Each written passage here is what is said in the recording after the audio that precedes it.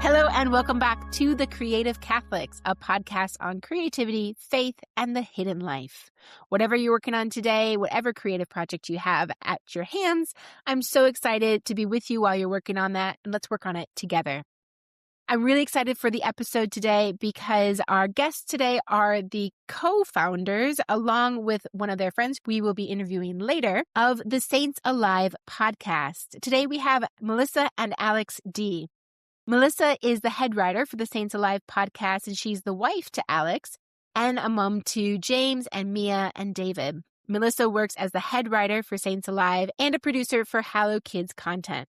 When she isn't planning production, editing scripts, or reading about the Saints, you can always find her chasing after her 3 little children. Alex, who is her husband, is the director of kids content at Hallow and a co-founder of the Saints Alive podcast.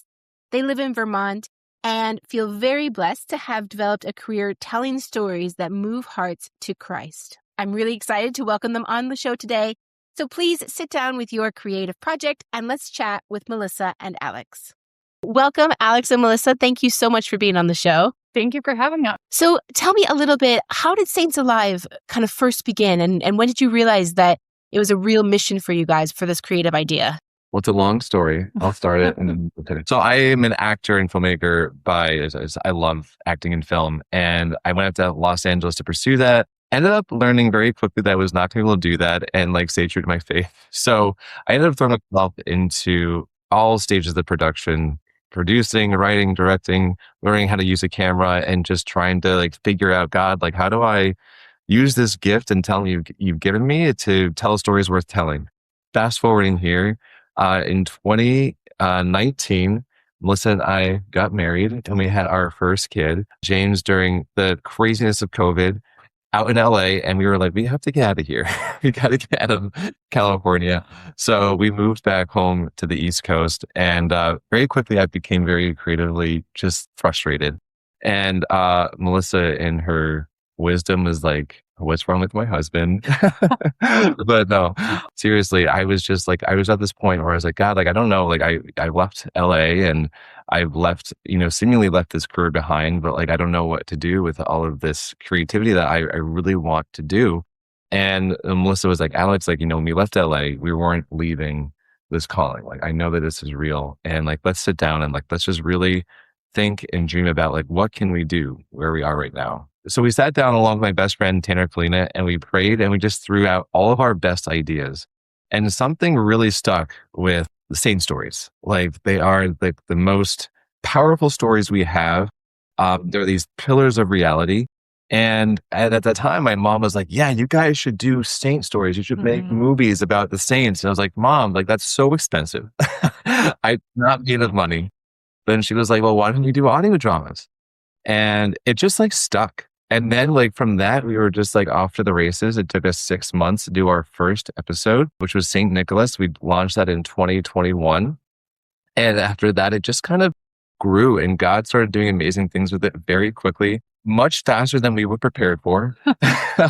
We had to figure out how to build the plane as we were flying into the sky with it. And God was just so great. He did so much work with it very quickly. And we ended up merging with Hallow in 2023. And now Saints Alive is on Hallow, which is such an amazing, when we were starting out, we were like, that would be an awesome thing that happened. That was the dream. Yeah, it was a dream. Yeah. And Melissa, are you kind of from that background as well, or what's your background? So I used to be a pediatric nurse, so not all my background. But I have found that it really did prepare me. So I've been in charge of all of the flows of production and managing, casting the voice actors and how to have multiple episodes being worked on in different stages at the same time, which I really learned from nursing because you have, 5 different patients and they all need something at the same time, but one's more of a priority and you're caring for all of them, but in different capacities at different times. So it was not my background, but I love it. Alex and I have a lot in common and a lot not in common. But one of the things that we shared very early on was just our love of movies and stories. I think most of our early date nights were just talking about our favorite stories and the best way somebody could tell it? Or what if you what would you cast in that role? And so initially it was just fun. I was just like, oh, I'll help you do this. And then I got roped into all of it, which was even more fun. Really, triage is the best training, isn't it, for kind of a production schedule and anything like that. And I think it's fascinating. I mean, Alex, I just want to come back to this for a second. So I am a theater director by trade and was a university professor in theater. And eventually I was like, I need to get out. Like, it's just, this is not working with my faith. How did you find that a bit? You know, you said that it just wasn't gelling with your faith and what you wanted to do. How did you find it? Well, luckily I had very supportive parents. My mom was an artist by trade, very successful artist. And my dad, very kind of business minded person. So I always gotta say thank you to them both for giving me the permission to do this, which was crazy to think about. I thinking about my kids doing this someday. I'm like, I don't know if I want them to do it. But no, it came to a point where in the industry, the rule of becoming a successful actor is basically you have to say yes to everything. The unspoken rule.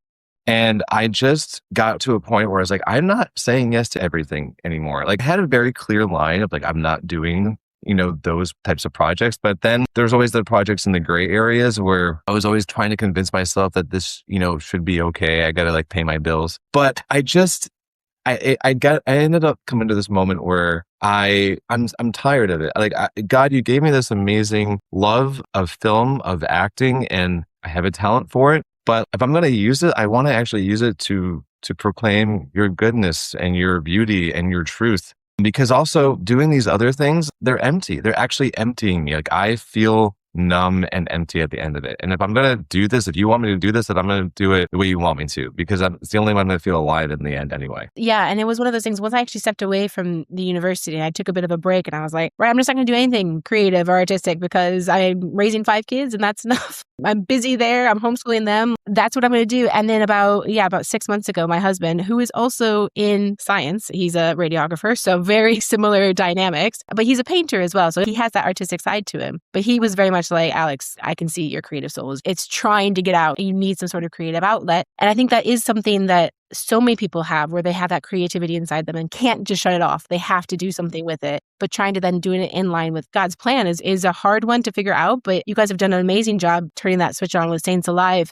You were saying, Melissa, about the stories and how important they were to you guys when you first got together, and still now, obviously. But what do you think stories do to the human heart and the soul that facts just can't do themselves? It's actually really funny. People used to ask me, I loved being a nurse. It was my absolute dream job.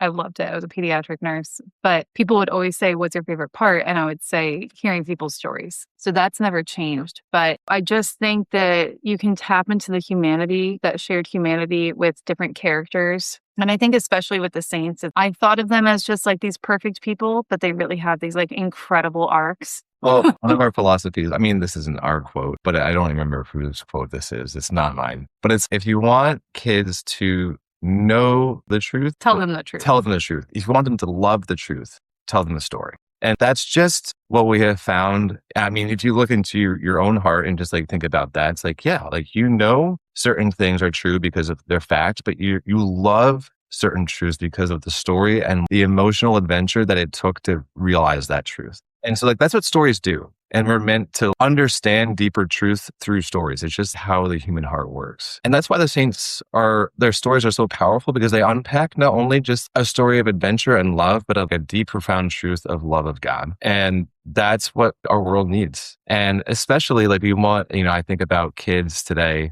or I think about myself as a kid too, how I grew up, I loved superheroes and I still love superheroes because of the stories that they tell are evoking deep longings of our hearts in a much more secular way. How cool would it be as a kid to grow up loving St. John Paul II and looking at his story as a superhero adventure, which is what we have sought to do from the start. That's amazing too. It's so funny that you use that quote as well, because I was actually interviewing John Wood, who wrote the 7 Deadly Dragons series. He used the exact same quote. So I thought it's really awesome that you guys both use that quote. It's a great quote. So my kids in their homeschool routine do Saints studies, and we always listen to a Saints Alive version if there's a podcast of it, because they like being in the story. They read the stories and maybe they watch a snippet or something of somebody talking about that saint, but listening to the story. And I think audio drama as well, I just think it's so accessible for kids because it lets their imaginations just go wild.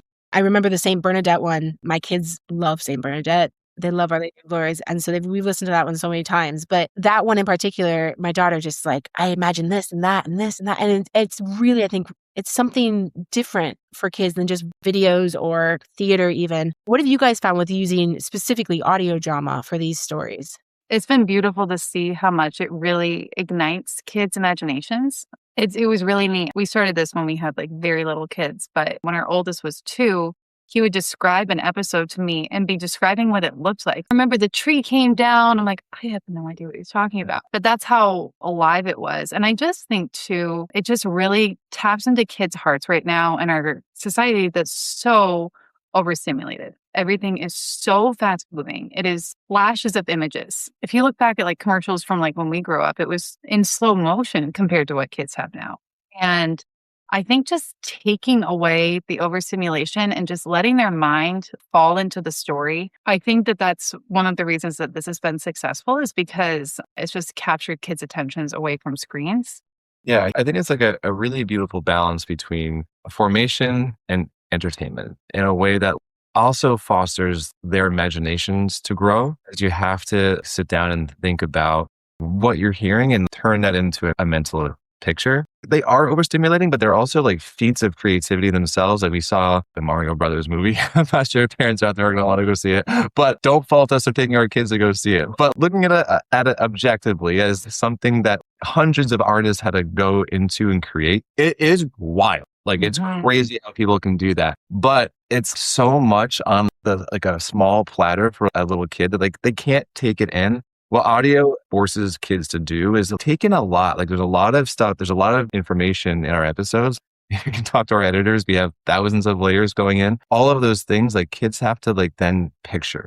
And it just is like this co-creation of the story that I think is really beautiful and super unique in terms of all of the other methods of entertainment, whether it's a stage, visuals on the screens, like that's all done for you. But with audio, it's not. And I think as well, I mean, there is kind of I'm trying to think of the word, maybe like a respect almost to children by doing an audio drama because their imaginations are so active that when you give them a film or something like that, it does all the work for them. You're right. It doesn't use their own imagination. Whereas, yeah, like when we just give them an audio drama, they have to picture everything. My kids will like draw pictures afterwards and of what was being described in the audio drama. And you're like, wow, it's pretty vivid.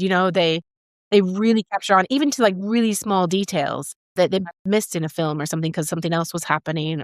What goes into the creative process for one episode, let's say? It's a 6-month production process. So it starts with, we pitch a writer. I'm the main writer, but then we have other contracted writers who've been doing this for years and they're really great. And we pitch them the concept. They come back with an outline and then first draft edits, second draft edits, third draft edits. Then we go through fact checking and theology checking with different people. And that's like a 2 to 3 month process just right there. And then we break down all the characters in each episode. So quality is just our golden star. So every little detail matters. And initially, if we had Roman Guard 1, it's just like, it doesn't matter. And now we realize the best actors we can find want that character to play. So now the Roman Guard is like mid-30s male, father of 4, conflicted about his role, this time period, loves to do this on the side, So we do character breakdowns for every character. There's usually about 20 to 25 actors to cast. Then we go through hundreds of submissions and find the best ones. Sometimes there's second auditions. They record virtually, which is amazing. I can't imagine doing this all in person. Alex is the narrator, which is helpful. And then we send it off to our editing team and they start laying it down with layers upon layers upon layers upon layers of sound effects and music. And it goes through about a month of edits total. And it goes back and forth. Alex is the director. So he has that final say on his songs he wants. And we need a different type of footstep here. And let's have the actor do another take. I didn't like that one. So it's a lot of tiny details that make it up. And it's really fun. It's a total adventure every time. It's unpredictable. That's crazy. Yeah. And then, there's throwing in the mix, we're directing actors sometimes in person, sometimes virtually. And, it's never the same. We think that we're always going to figure out like the recipe for how to make it smooth. Generally, we have a pretty good handle on things, but God always surprises us with like a new challenge to figure out we're telling these stories because every saint is so different. And how do you guys go about picking which saints you're going to do? That's actually our users. So all of our listeners, we've gotten requests for all of the years that we've done this. And I've kept a chart with everybody's requests because I want to honor what people want to hear, especially like these kids that have such devotion to saints. So every time somebody emails or messages, I put it on this document. And by the time there's been a saint requested like times 6, I'm like, all right, we got to do Elizabeth. So it's definitely, I think it's kind of like audience picked, and then we let the Holy Spirit guide us, just trying to follow the liturgical year when we can, following feast days, or if there's certain themes for different like challenges that we're doing, we'll follow that. But you can't pick a bad saint. Do you guys each have a saint that you really, really want to do that you haven't done yet? It's a good question. Yeah. I would love to do St. Paul, but that just seems like a whole series. St. Faustina has been requested a lot. And honestly, St. Francis of Assisi, I can't believe you haven't done that. We haven't done him yet. Yeah, he's definitely high on my list that I really want to do. We have not done, and it's like kind of a no-brainer. We have not done him yet. I mean, yeah, but you were saying there's no bad saints, obviously, so you can't go wrong with that. So obviously you're making all this meaningful creative work, but you're also in a season of raising young children. How have you learned to kind of build your creativity kind of in this season that's been probably quite noisy or busy? So how have you found that? How have you built creativity and strengthened your creativity during that time? I think it's been a lot of compartmentalizing our work. Initially, we had really little kids that would go to bed early and we would work till 1 or 2 in the morning and just be sleep deprived. We were already sleep deprived as parents. And now Alex is now full-time doing this. He's a director of kids content at Hallow, which was such a blessing. Yeah. So initially he was doing his full-time job and this, which was just insane. And I'm part-time, which is just such a gift. So I think something like we have a no work target dinner. Struggle to follow. Yeah, we do struggle, but we try, especially with the kids. Yeah. I don't know. I think our day, like my day kind of falls into a certain rhythm. So it's like my day starts with the kid. I usually start with work before the kids get up. And then it falls into taking care of the kids, homeschooling, getting them outside. In the afternoon, I have a babysitter. I'll work again. So it's kind of like a flow to each day. I'm an early morning guy. I have to get up very early in the morning and have that quiet time and just think about what we're working on. And like, hopefully the Holy Spirit's going to move me today to give me some inspiration for those challenging moments for like when we are struggling with a script or a moment in the story or, a creative decision to make. Having those early morning quiet time is very important for me. And Melissa can attest to that. Yeah. I sleep in on that. I think another thing too, it's grown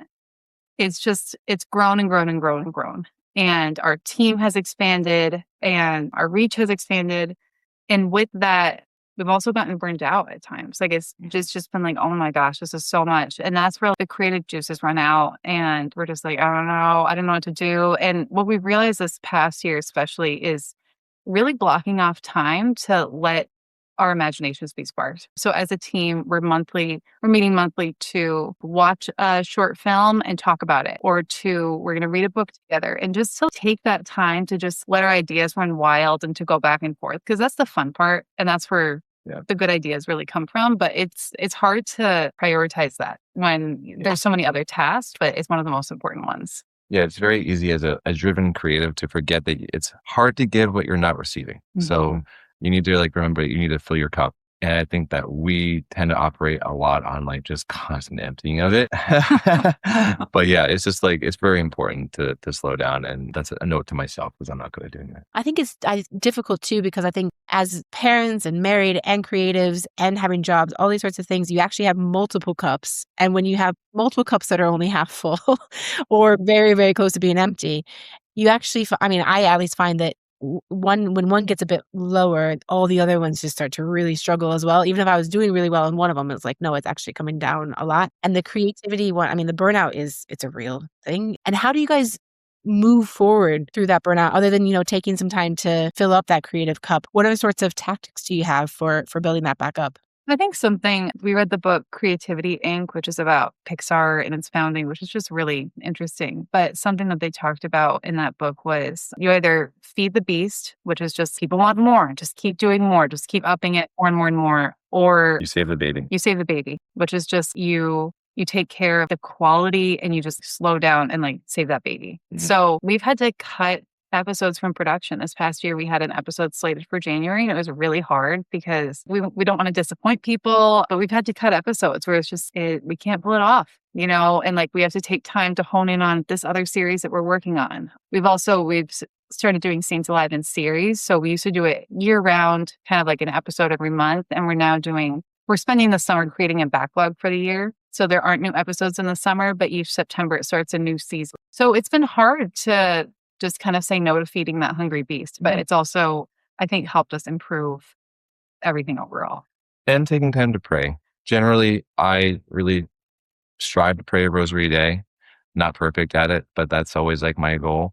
And that's a really important way for me to reconnect to, the core reason why we do what we're doing is to like be close to God and make him known and loved in this world. And remembering that as the main reason what we're doing is really important. Also, I would say celebrating wins, even if they're really small, is really important because it's really easy to like, this is just me personally, but like I get one thing done and I move directly onto the next and get that thing done and move directly onto the next. And it's really important to like remember to stop and be like, okay, I did that. That's great. Like, not to like, navel gaze, but to like celebrate the wins with your team and also give yourself a second to breathe and be like, okay, like, wow, that was a challenge that I overcame that. That's a great thing. And also offer that back up to God and be like, hey, thank you, God, for helping us overcome that, helping me figure that out. Really celebrating those wins is very important in order to like refill, because otherwise you just keep going. I mean, that's not good for anybody. It's not good for us. It's not good for our souls. It's not good for our kids. Like, I mean, it's not good for anyone. How have you guys found building a creative project together as a married couple?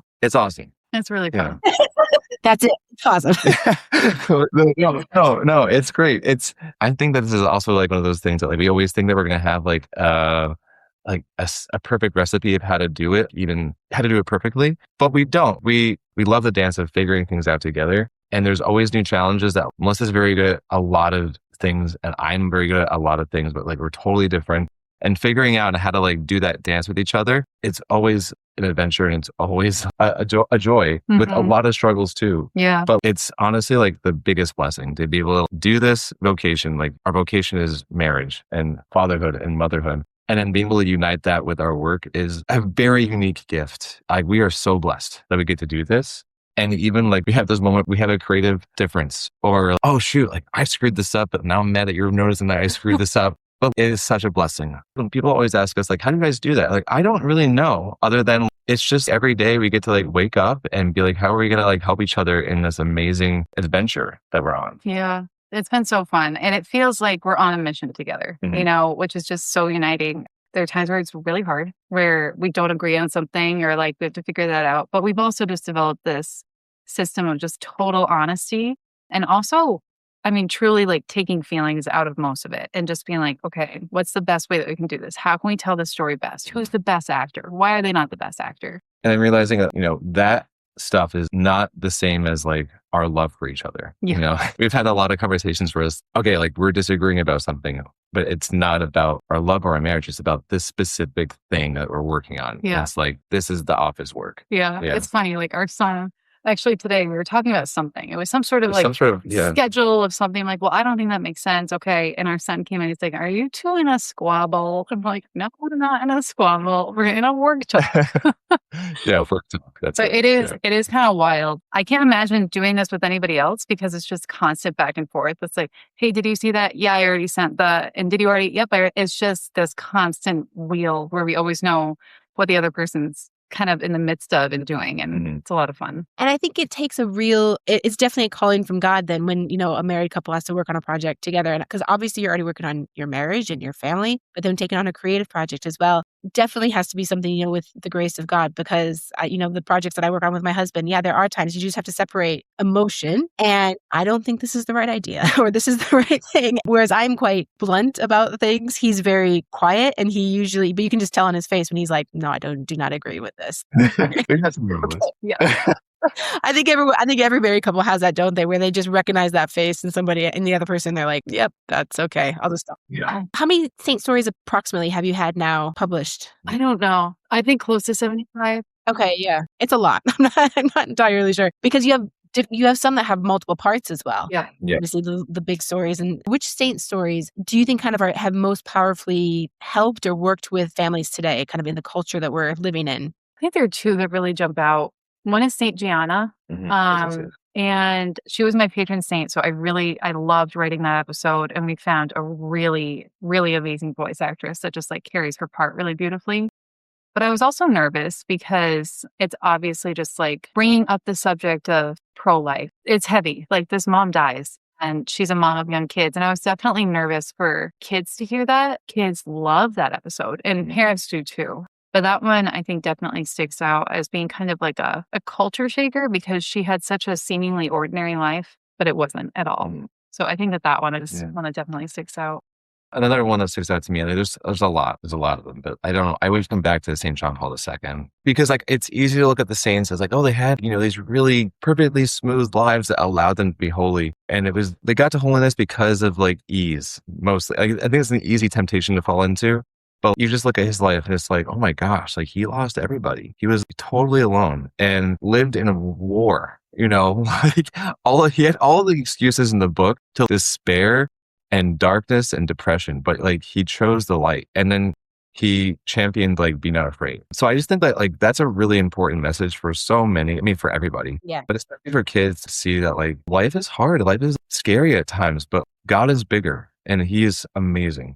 And St. Paul II just lived that out in one of the most beautiful ways, I think, for like recent times, obviously. I think too, John Paul II in general, I think is an amazing beacon for all of us. My husband was living in Italy during John Paul II and had mass with him and, like these sorts of things. My kids just freak out that he had mass with a saint, but it makes it so much more. The fact that he's so close to their time frame in our lives, I think also makes sainthood feel attainable and accessible. You talked a little bit about this before, but why do you guys find that quality, especially in the audio drama, is so necessary for kids drama, quote unquote, for podcasts for kids? Because kids are really tough critics. And they will tell you. Yeah. I do, like, if we're being honest, it's not for kids. Our goal is really like a Pixar movie. Grandparents, parents, little kids, teenagers, everybody loves it because the story is so strong and there are different elements that pull them in. So I also we don't believe in dumbing things down. Like I just don't. And I think if I want something that's that high quality, then I want that for my kids and all the kids listening too. But we will literally have debates and talks about footsteps and what type of footsteps on what type of cobblestone and what time of the day and which type of horse carriage goes by at that time. It's like into the weeds is just such an understatement, but I do think it's really important. I think all of those details really matter. Yeah, at the end of the day, if you want to, like these stories aren't just for kids. Like we say they're for kids, but they're really not. They are obviously for kids, but they're not just for kids. And the other thing is that, when you're thinking about giving your child a gift, like you want them to have like a beautiful gift. And like, that's what I think about when I'm doing these episodes. I don't view these as just content. Like I view them as gifts. And if I'm going to be giving a gift to my child, I really want it to be special. And I want it to be something that I'm proud of to give them. God, I tried my best. And what do you hope that the listener, whether it's a child or an adult, what do you hope they carry with them after listening to an episode of Saints Alive? The adventure of our faith and the love of God. I want them to know that life with God is an amazing adventure. And also life is hard, but it is so beautiful. And that God is going to be present with them through it all if they let him be. And this is not like this life is beautiful, but it's also, this isn't the end all be all. Heaven is our main goal. And the saints remind us of that. I think it would be summed up in our intro, which we recorded so many years ago, but it's, did you know that you were made to be a saint? I can't remember exactly what, but all the kids always ask Alex. They're like, can you do the intro? You do the intro first. I don't know. I recorded it once. A long time ago. You hear it every day. Yeah, that sainthood is attainable and that they should chase after it, no matter how old they are or what circumstances they're in. I just want to ignite them with that and to know that the saints are by their side in that chase of holiness. That's wonderful. Thank you guys so much for being on the show. I really, really appreciate it. So they can now find Saints Alive on the Hallow app. That's correct, yeah? No, and I was just going to say, and everywhere else too, wherever you find your podcast, you can find Saints Alive. Wonderful. Well, thank you so much, Alex and Melissa. I really, really appreciate it. Thank you so much. And thank you to all of you for joining us for this episode today. A big thank you to Marie Miller for letting us use her music for our podcast. And a thank you to Riverside, who is our sponsor for this episode. If you need to record or edit any audio files, please check out Riverside at the link in the description and in the show notes. Until next time, stay creative and keep making what matters most.